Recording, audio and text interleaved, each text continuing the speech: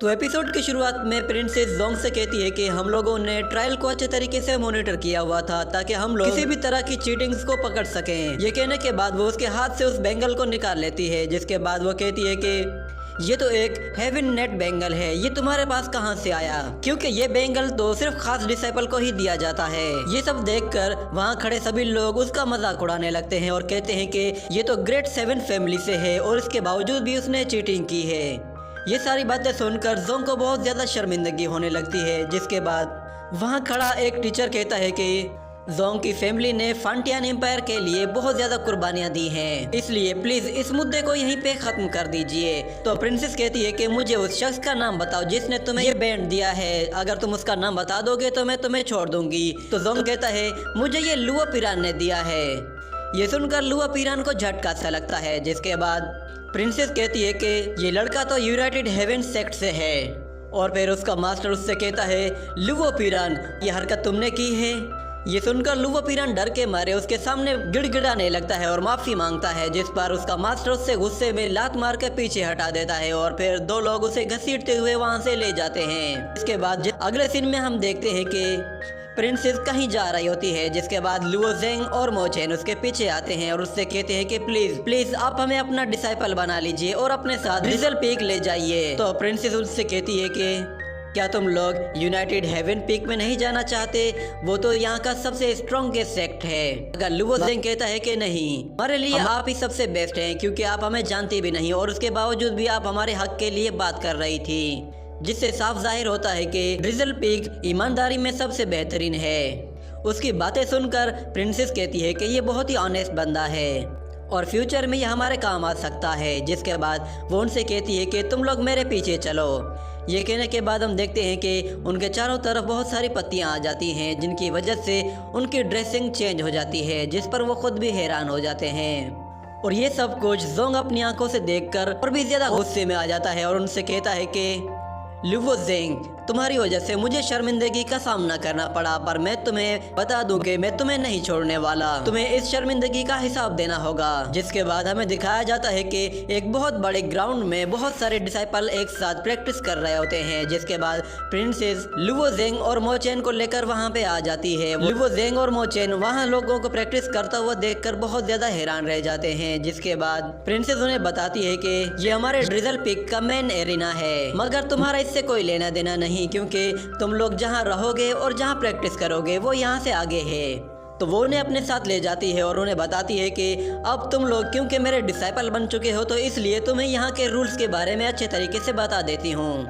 तो सबसे पहली बात यह है कि तुम लोग यहाँ पे जो भी चाहो कर सकते हो, कहीं भी जाना चाहो तो जा सकते हो, कोई मनाही नहीं है। और अगर तुम किसी के साथ फाइट करना चाहो तो तुम बिल्कुल बेझिझक होके उससे फाइट कर सकते हो। और दूसरी बात, अगर तुम हारने वाले हो तो तुम अपनी जान बचाकर वहाँ से भाग सकते हो, इसमें कोई शर्मिंदगी नहीं। मगर याद रहे कि हारने के बाद तुम्हें डबल मेहनत करनी होगी ताकि तुम अपने अपोनेंट को दोबारा से हरा सको। जिसके बाद ये सीन यही कट होता है। अगले सीन में हम लोग देखते हैं कि रात का वक्त है और लुओ जेंग अपने कमरे में आता है। जिसके बाद वो कहता है कि कुछ दिन पहले की बात है, मैं लुओ फैमिली का एक गुलाम था और अब मैं एक क्लियर स्काई सेक्ट का डिसाइपल बन चुका हूँ।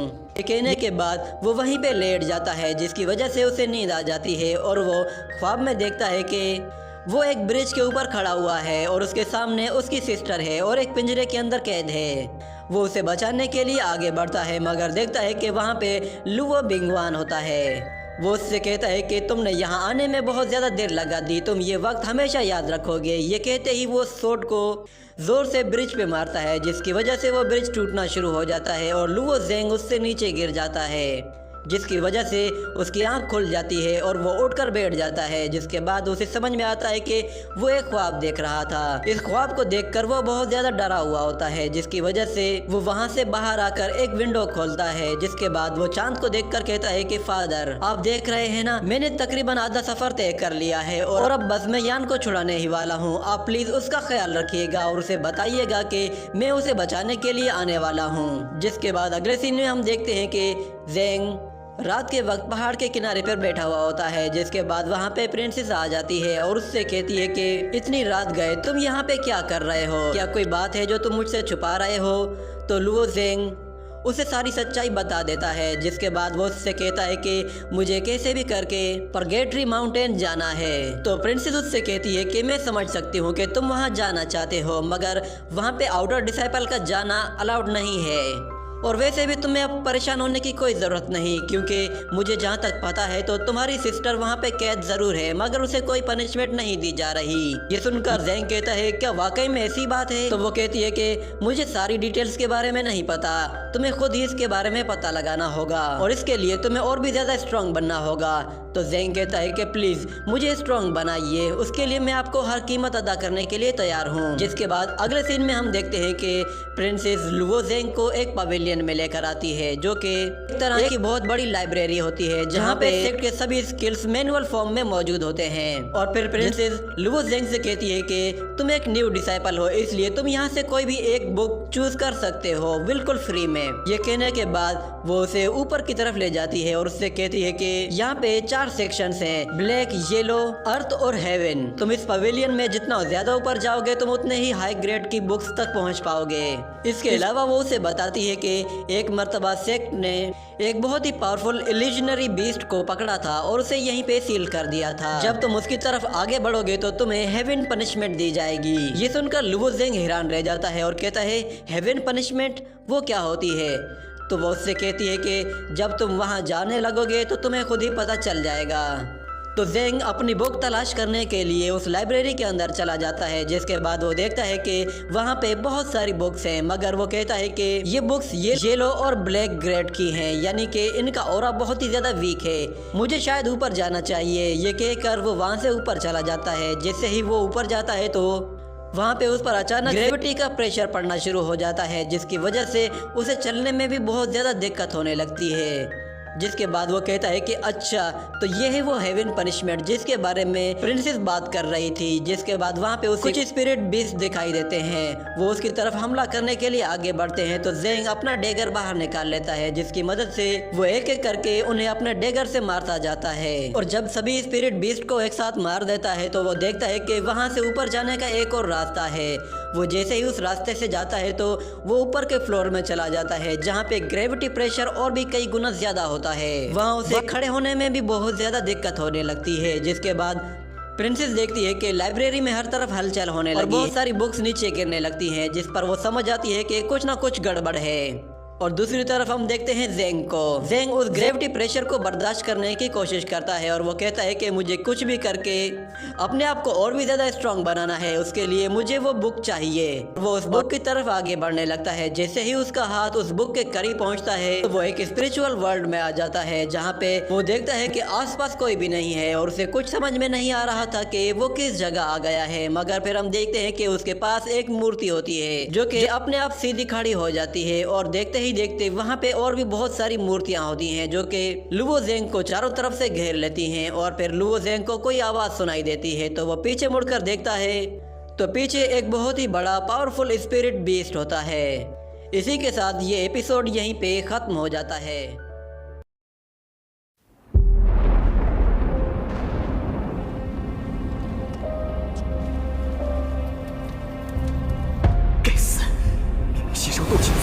之前，却为什么无法凝聚于体内？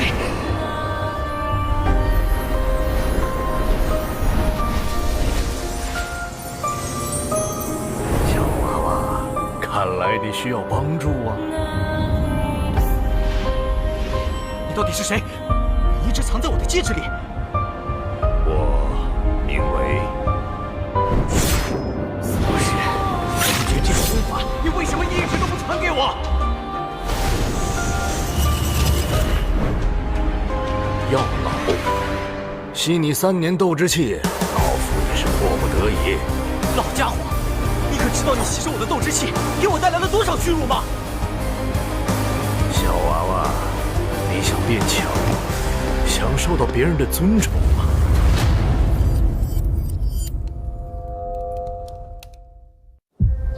是时候前去迦南学院了。早日找到陨落心眼，也可以早日为你炼制躯体。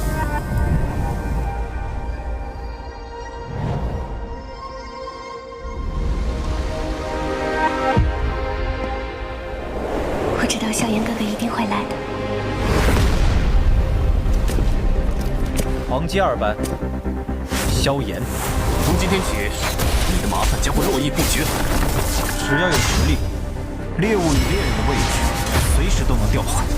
我希望我们这支新生势力能像磐石一样屹立在内院强者之列。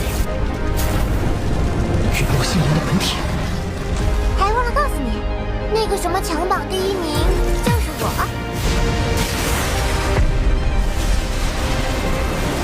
就让本王送你上路吧。调整了，只是萧炎哥哥说想看见我耀眼的一面。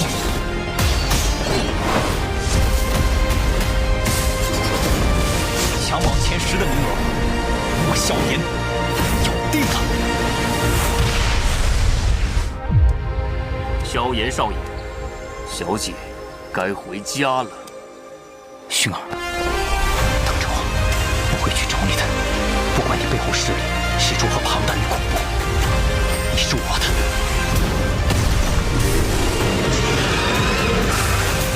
守住，千万不能让火蟒突破，否则整个迦南学院将毁于一旦。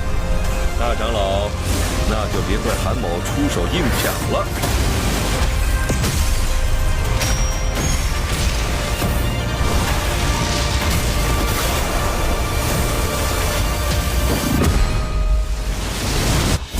老师，放心吧，清理门户的事情交给我来做。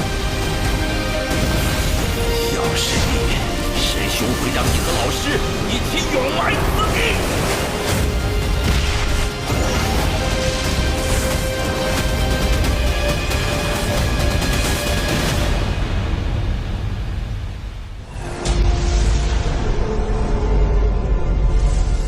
想不到，猎人成了猎物，却是没能杀了那韩放。老师，对不住了，这次也连累您了。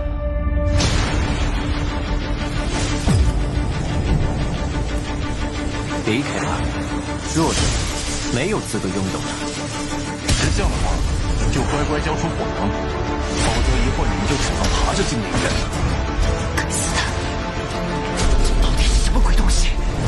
既然这样，那留你还有何用？若是当年不与那人硬然定上3年之约，恐怕也不会连累的家族亲人失散。薰儿，你要走？一旦被他们锁定了位置，我们俩都会性命堪忧。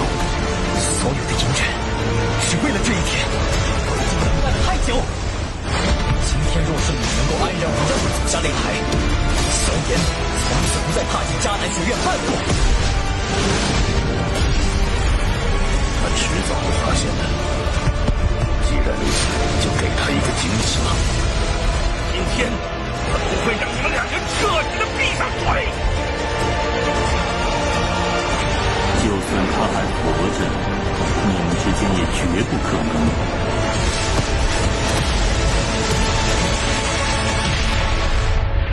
加玛帝国云岚宗，我萧炎回来了。